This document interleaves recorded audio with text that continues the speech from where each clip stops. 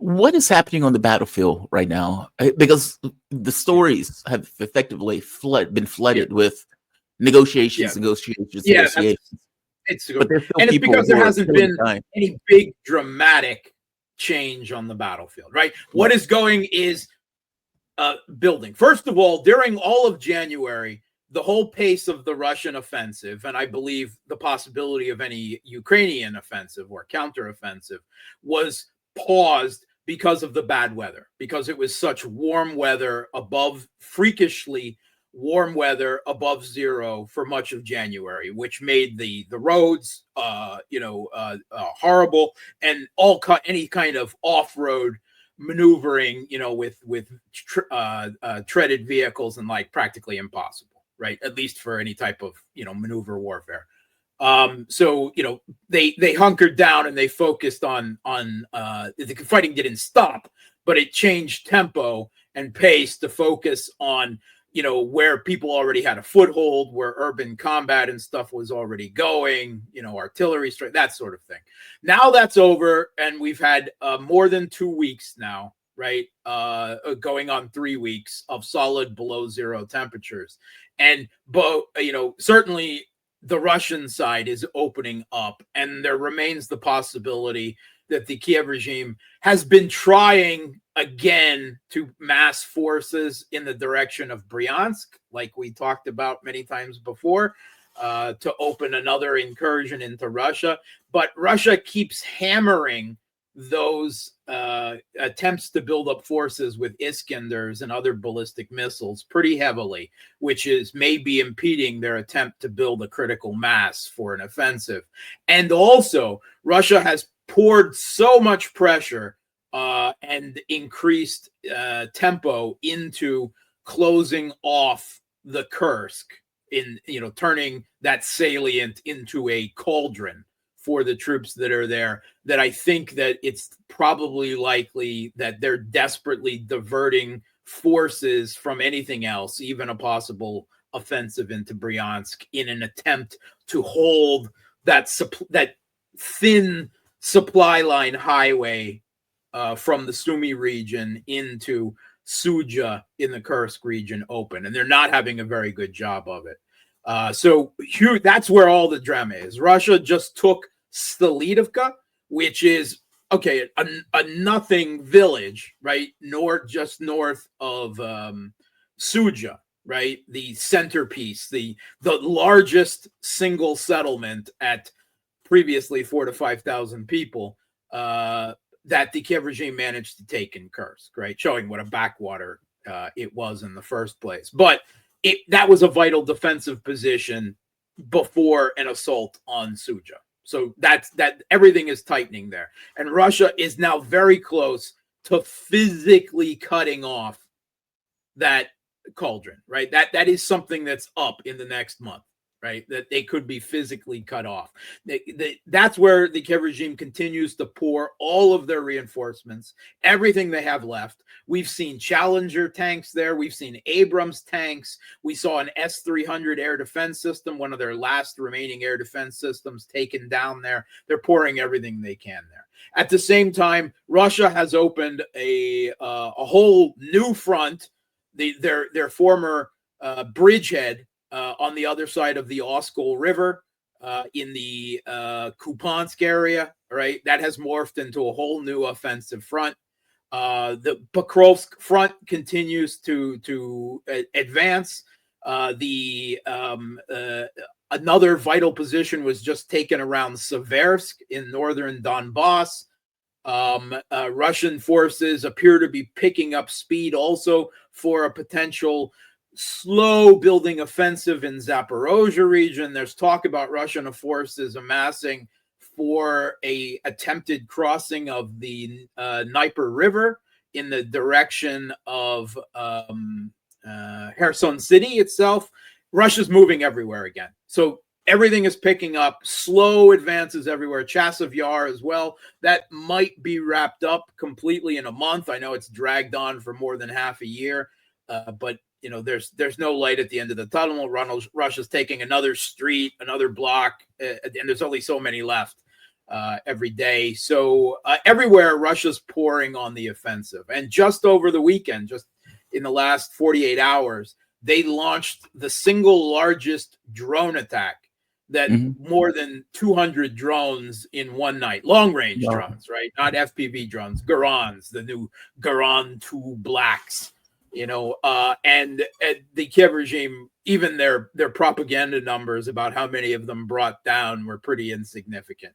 And the Kiev regime is shouting, they were shouting at the US that they're completely out of air defense, that they have like no interceptors left for the Patriots and things like that. And they were screaming and pleading, in the direction of Trump that they don't have anything left in that regard. And that was proven, with this, I mean, not that you want to waste a Patriot interceptor on a Garan anyway, but it becomes perfectly clear that Russia, Russian drones, Russian missiles just completely rule Ukraine's skies now. They go where they will because the Kiev regime's air defense is so deteriorated and so little supplied, with interceptors at this point, that there's simply, nothing left. And I would expect, usually when you see a big drone attack like that, it's also mapping out any potential air defense, and it almost certainly will be followed in the next week or so by a resumption of very large missile strikes. Do you think that the talk of negotiations are affecting the Russians on the battlefield at all? Yeah, I mean, maybe they're increasing and they're doubling down a little bit, right? But I think they were probably going to do that anyway with the improvement in the weather and so forth. Russians do not believe that these negotiations are going to go anywhere. And they don't. Wait, so what's your take on it? Yeah, they're absolutely clear. And they've been perfectly clear. I mean, they've said in the strongest possible terms, there will be no territorial concessions of any land. This is from Lavrov.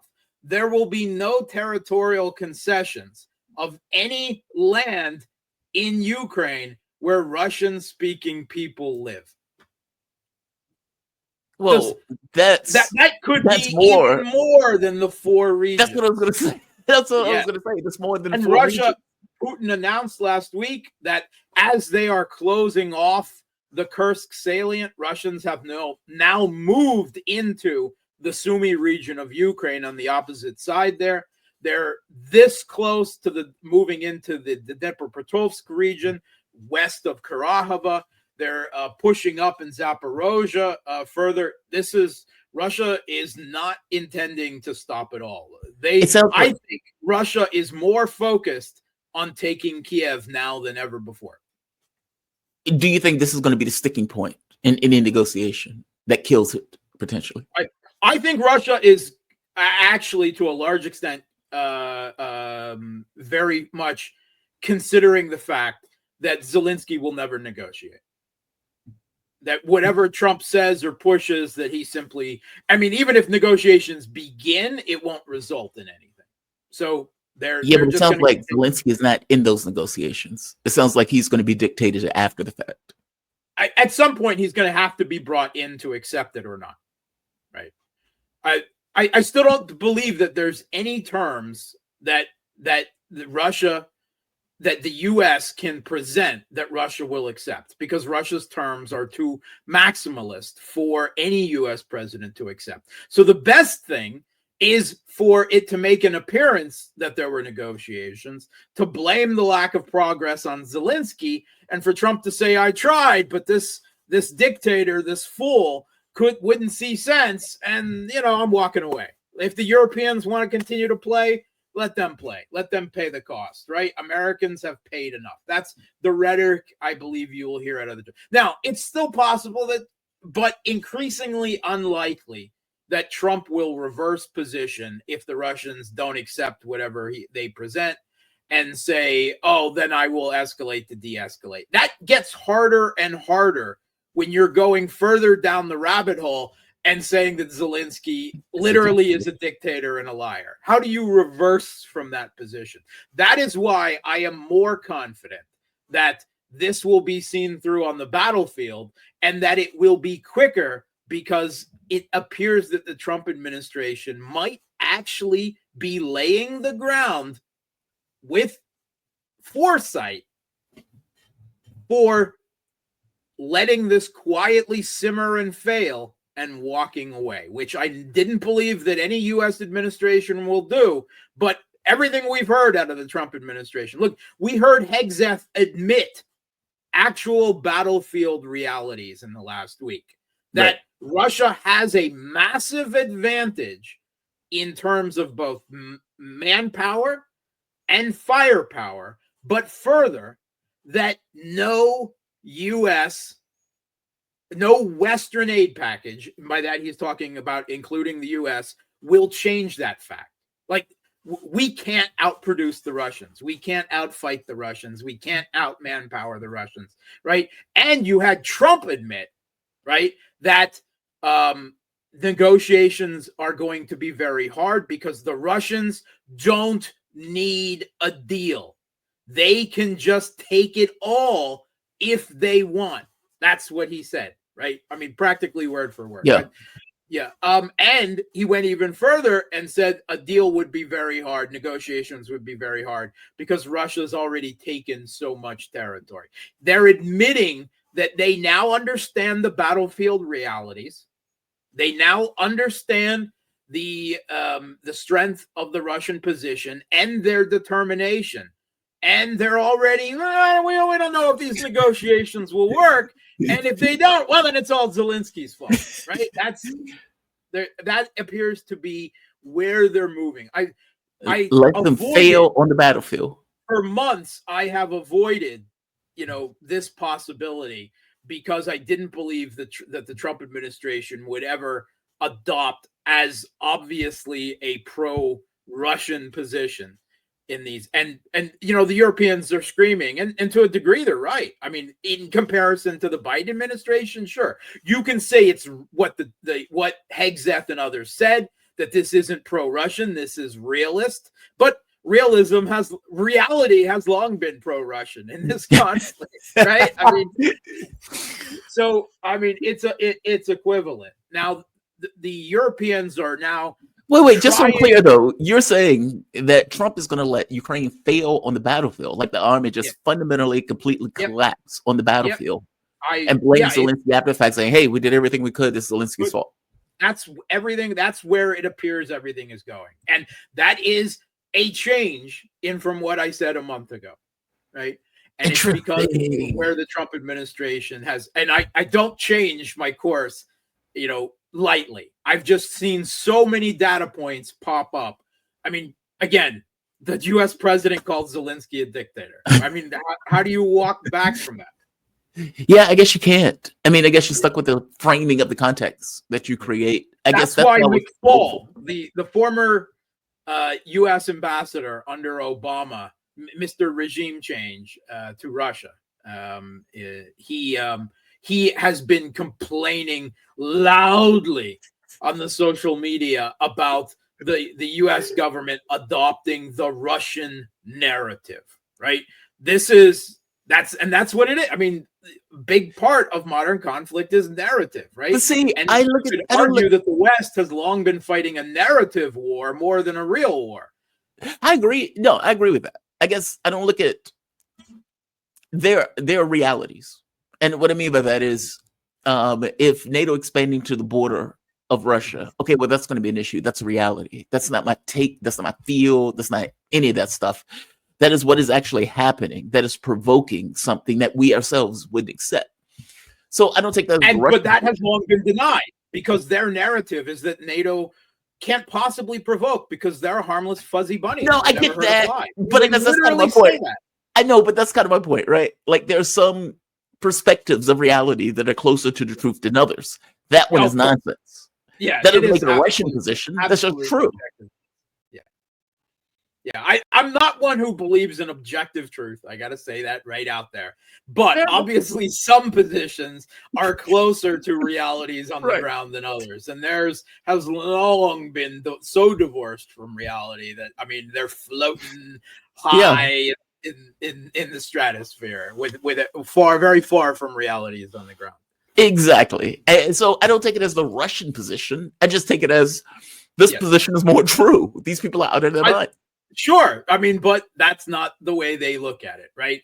As far as they're concerned, reality is pro-Russian, and therefore reality is to be denied. That has been what has happened, right? In the narrative, in the Western media, and the words of the Western elites for the last 3 years.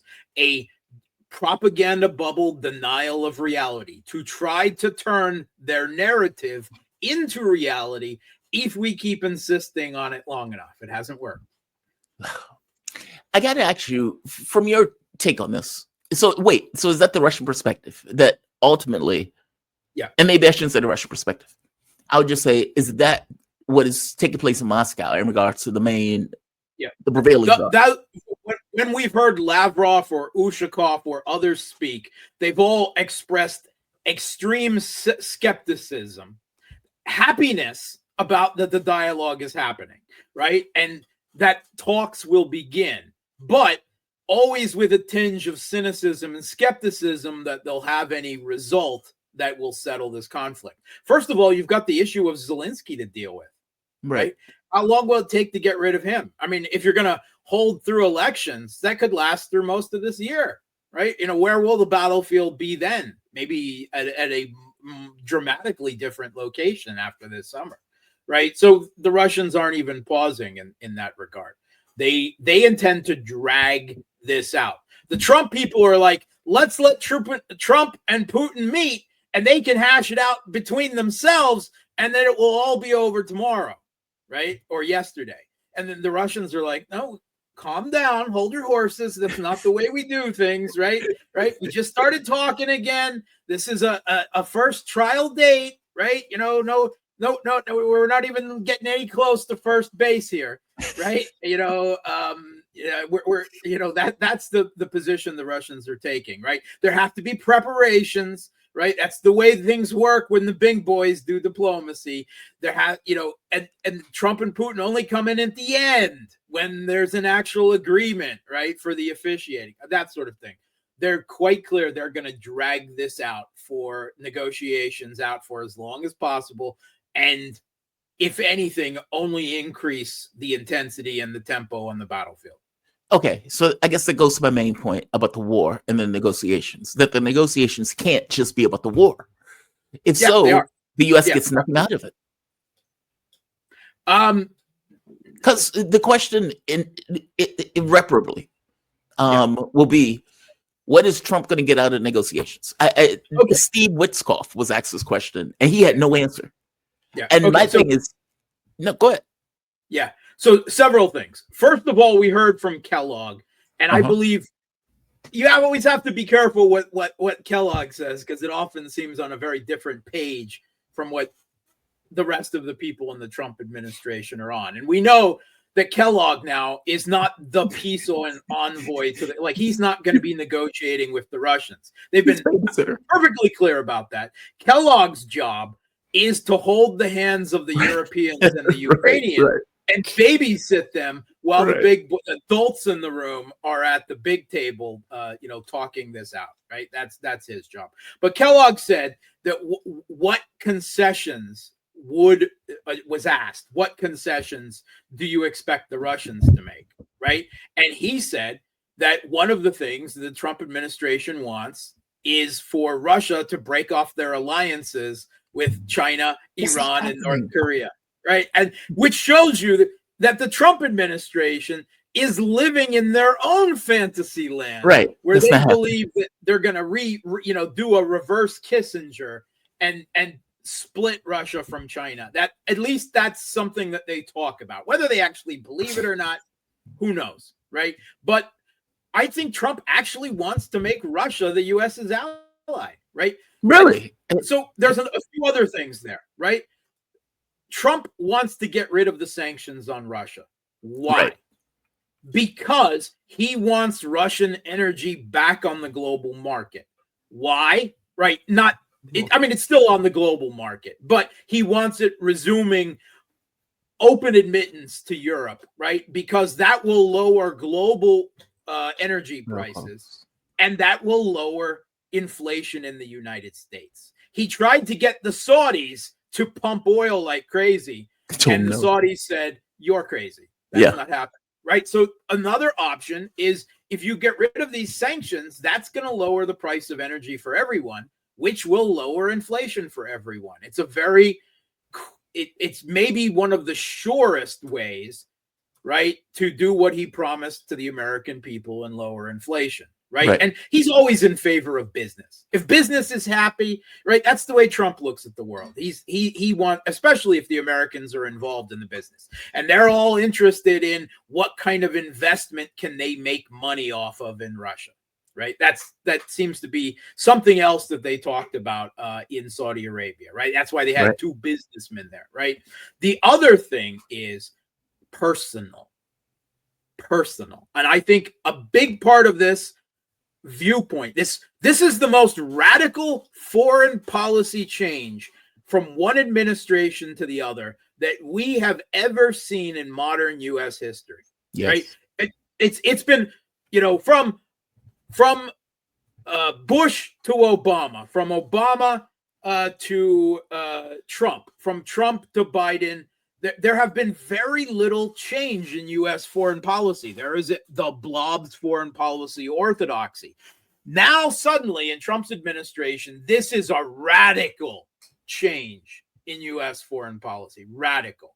And a big part of it, I believe, is also rationalized as it's personal for Trump, right? He hates the European political leaders and the technocrats in Brussels. No, he views them, and correctly, they all sided against him in the elections in the U.S.